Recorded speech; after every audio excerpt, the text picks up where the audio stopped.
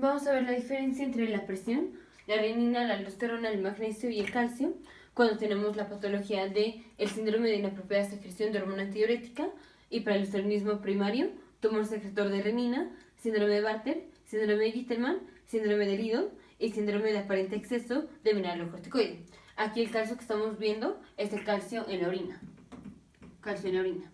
Y este es magnesio en el plasma. Entonces, si quieres poder llenar la tabla, detén el video ahorita y ahorita continuamos. Asumiendo que ya tuviste el video, voy a continuar. Entonces, ¿qué pasa con la presión cuando tenemos síndrome de inapropiada secreción de hormona antidiurética? Aquí inapropiado no se refiere a que haya defecto de la secreción. O sea, bueno, sí hay defecto, pero no es que haya disminución de la secreción, sino que hay mucho más secreción. Entonces aquí tenemos mucha hormona antidiurética y al tener mucha hormona antidiurética estamos reabsorbiendo mucha agua. Antidiurética pues es que es antidiuresis. Entonces reabsorbemos mucha agua. Entonces, al reabsorber mucha agua, pues está aumentando el volumen sanguíneo. Y al aumentar el volumen sanguíneo, puede aumentar la presión. Entonces, aquí puede no pasarle nada a la presión o puede aumentar. ¿Y cómo está la renina y la aldosterona? Entonces, recordamos que es lo que hace la aldosterona. La aldosterona tiene ese efecto en el túbulo colector, que más adelante voy a poner la célula, en el túbulo colector, y esto hace que se reabsorba sodio y que se secrete y que finalmente se excrete un potasio y una hidrógeno. Entonces la aldosterona promueve la secreción del potasio, o sea, promueve la hipocalemia. Promueve la hipocalemia. Entonces, si el paciente ya de por sí tiene un aumento de la presión, la aldosterona al hacer reabsorción de sodio hace que se reabsorba agua. A donde va el sodio, va el agua. Si se reabsorbe sodio, se va a reabsorber agua.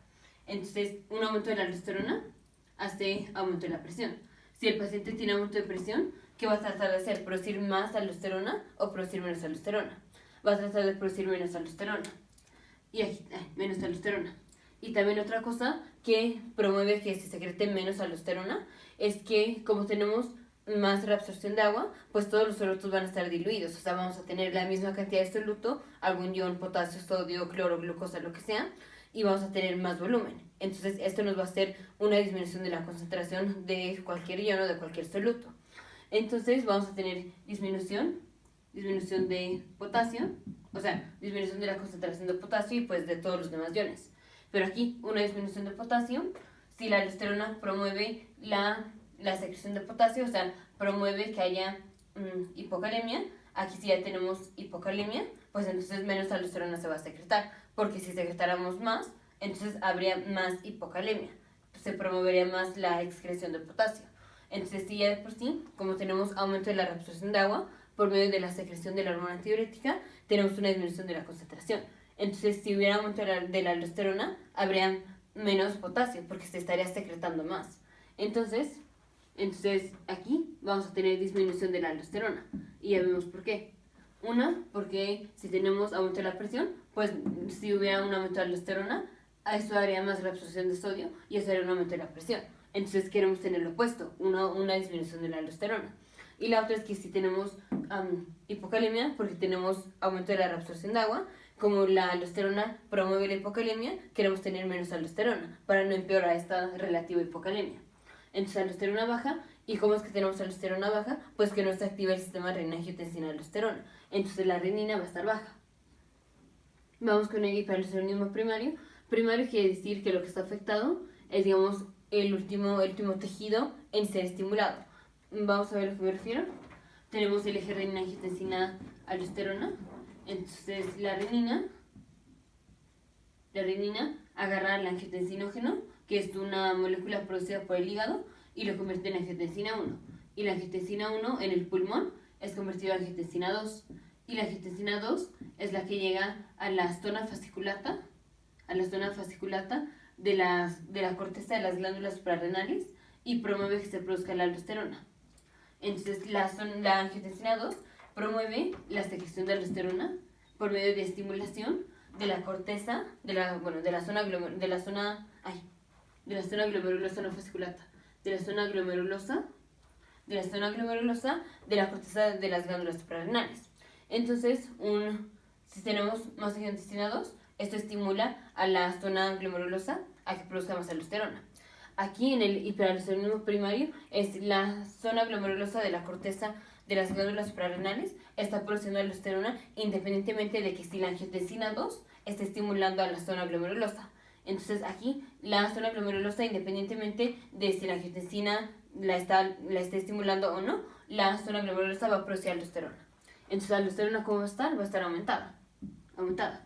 Y si tenemos aumento de la secreción de aldosterona por medio de la zona glomerulosa, ¿qué es lo que va a tratar de hacer el paciente? Producir más renina para producir más angiotensina 2 y que ahora esta angiotensina 2 nos estimule la secreción de aldosterona por medio de la angiotensina 2.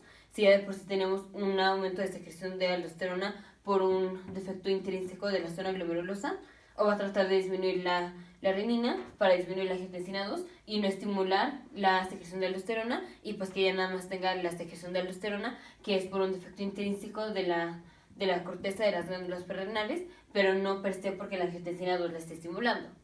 Vamos a tratar de disminuir la secreción de renina para no tener angiotensina 2 y no estimular a la corteza de la glándula suprarrenal, y entonces no producir o no hacer que la zona glomerulosa produzca más aldosterona por una estimulación. O sea, ya de por sí tiene un defecto, que es que está produciendo aldosterona de manera incontrolada, de manera independiente de que si hay angiotensina o no. Si tenemos angiotensina o si hubiera un aumento de angiotensina, pues tendremos más efecto de producción de aldosterona. Por eso vamos a tratar de disminuir la secreción de renina para no hacer angiotensina 2. Entonces, renina, ¿cómo va a estar? Renina va a estar disminuida. Ahora, ¿y la presión? Pues la presión puede estar aumentada o no. Vamos con un tumor secretor de renina. Entonces, ya vemos que la renina produce angiotensina 2 finalmente, y de angiotensina 2 esto estimula la zona glomerulosa que se produzca aldosterona. Si tenemos un tumor secretor de renina, la renina va a estar alta, por tanto se va a producir más angiotensina 2 y por tanto va a haber más aldosterona. Entonces aldosterona alta y renina alta, y la presión pues puede estar aumentada. Vamos con el síndrome de Bartter. Entonces aquí me voy a ir rápido porque esto ya lo vimos en los videos anteriores. Entonces el síndrome de Bartter era un defecto del transportador del túbulo del segmento grueso de la rama ascendente de la CGL. Entonces rápidamente voy a poner la nefrona. Tenemos aquí la arteriola aferente, glomérulo, arteriola eferente, cápsula de Bowman, túbulo contorneado distal, rama descendente de la CGL, rama ascendente de la CGL, túbulo contorneado distal y túbulo colector. Entonces, en el síndrome de Bartter era un defecto aquí en el segmento grueso de la rama ascendente de la CGL, en donde este transportador lo que hacía era reabsorbía sodio, potasio y cloro. Entonces, este paciente, como no va a reabsorber sodio, va a tener hiponatremia. Y si tiene hiponatremia, se activa el eje renina-angiotensina-aldosterona. Y recordemos que la aldosterona, como ya lo puse, la aldosterona promueve la reabsorción, pero promueve la reabsorción aquí, en el túbulo colector, y el defecto está aquí. Entonces está bien. Entonces, al tener aumento de la aldosterona, entonces el paciente ahora va a tener hipocalemia porque secreta potasio, y va a tener alfa metabólica porque secreta hidrogeniones. Entonces ya vemos que renina, angiotensina y aldosterona van a estar aumentadas. Vamos con síndrome de Gittelman. Síndrome de Gittelman es un defecto aquí, en el túbulo colector, en el túbulo contorneado proximal. En el túbulo contorneado proximal, en donde lo que hacemos es reabsorción de sodio y reabsorción de cloro. Entonces igual vamos a tener hiponatremia, por tanto igual se activa el eje renina, angiotensina, aldosterona. Entonces igual aumento de renina, aumento de aldosterona. Y ahora aquí, en este paciente también teníamos disminución de la concentración de magnesio en el plasma. Ahora vamos a ver el calcio en el síndrome de Bartter y en el síndrome de Gittelman, la diferencia del calcio en la orina. Entonces dijimos, este transportador secreta, reabsorbe sodio, potasio y cloro. Y dijimos de manera paracelular, en el segmento grueso de la rama ascendente de la CGL, teníamos reabsorción de calcio y de magnesio. Si se reabsorbe el potasio, también se reabsorbe magnesio y calcio. Entonces también se reabsorbe magnesio y calcio. Si no estamos reabsorbiendo potasio, pues no vamos a estar reabsorbiendo ni magnesio ni calcio. Entonces, ¿cómo va a estar el calcio? El calcio en la orina va a estar aumentado porque no se está reabsorbiendo. Entonces, calcio en la orina en el síndrome de Bartter el calcio en la orina va a estar aumentado. Esto quiere decir que el calcio en el plasma va a estar disminuido. A diferencia del síndrome de Gitterman, en donde el síndrome de Gitterman, como ya vimos en el video anterior, el que hubiera un defecto de la reabsorción en el túbulo contornado proximal, eso hacía que disminuyera la concentración de sodio en la célula. Entonces, digamos, aquí está la célula, aquí está la sangre, aquí está la luz tubular, aquí está la luz tubular. Entonces dijimos, este transportador de sodio, que reabsorbe sodio y reabsorbe el cloro, está bloqueado. Como está bloqueado, no reabsorbemos sodio. Y recordemos que aquí tenemos otro transportador que hace que sodio que está en la sangre se pase a la célula y saca calcio de la célula en la sangre. Entonces, si tenemos no reabsorción de sodio, entonces va a haber menos sodio aquí en la célula y por tanto vamos a compensar metiendo sodio desde la sangre a la célula para que aumente la concentración de sodio aquí en la célula. Este aumento de concentración de sodio aquí va acompañado de poner un calcio en la sangre. Si reabsorbemos un sodio, o bueno, si metemos un sodio de la sangre a la célula, tenemos que sacar un calcio de la célula en la sangre. Y si sacamos calcio, pues disminuye la concentración de calcio aquí. Y recordemos que aquí teníamos un transportador que nos reabsorbe el calcio. Entonces vamos a reabsorber más calcio. Entonces, ¿cómo va a estar el calcio en el plasma? Va a estar aumentado. ¿Cómo va a estar el calcio en la orina? Va a estar disminuido porque reabsorbimos más. Ahora vamos con el síndrome de Lido y el síndrome de aparente exceso de mineralocorticoide. Entonces aquí vamos a tener los mismos exámenes de laboratorio. Esto es, en el síndrome de Lido era una ganancia de efecto o de función en el túbulo colector. Entonces vamos a poner la célula del túbulo colector, que es básicamente la que ya escribí aquí, que dije que iba a poner la nefrona. Tenemos la célula del túbulo colector. Aquí está la sangre, aquí está la célula, aquí está el túbulo. Entonces tenemos un canal por donde pasa el sodio, por donde se reabsorbe el sodio. Y cuando se absorbe el sodio, ya vemos que o se secreta un potasio o se secreta un hidrogenio. Entonces, en el síndrome de Lido lo que pasa es que tenemos mucha expresión de este canal de sodio. Este canal de sodio está muy activado. Entonces se reabsorbe mucho sodio y se secreta mucho potasio y mucho hidrogenio. Entonces vamos a tener efecto de mineralocorticoide. Pero si estamos reabsorbiendo mucho sodio, ¿qué va a tratar de hacer el paciente? Producir más renina para que se produzca más aldosterona y promueva más reabsorción de sodio si ya por sí tenemos mucha reabsorción de sodio. O va a tratar de disminuir la producción de renina para no producir finalmente aldosterona y que no nos estimule la reabsorción de sodio si de por sí tenemos un aumento de la reabsorción de sodio por un defecto intrínseco del transportador o del canal. Va a tratar de disminuir la secreción de renina.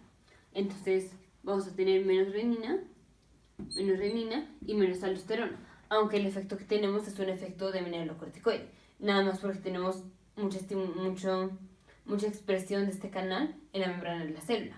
Pero como se reabsorbe mucho sodio, pues el paciente trata compensando, disminuyendo la secreción de renina para no producir aldosterona y no estimular a que la célula haga reabsorción de sodio.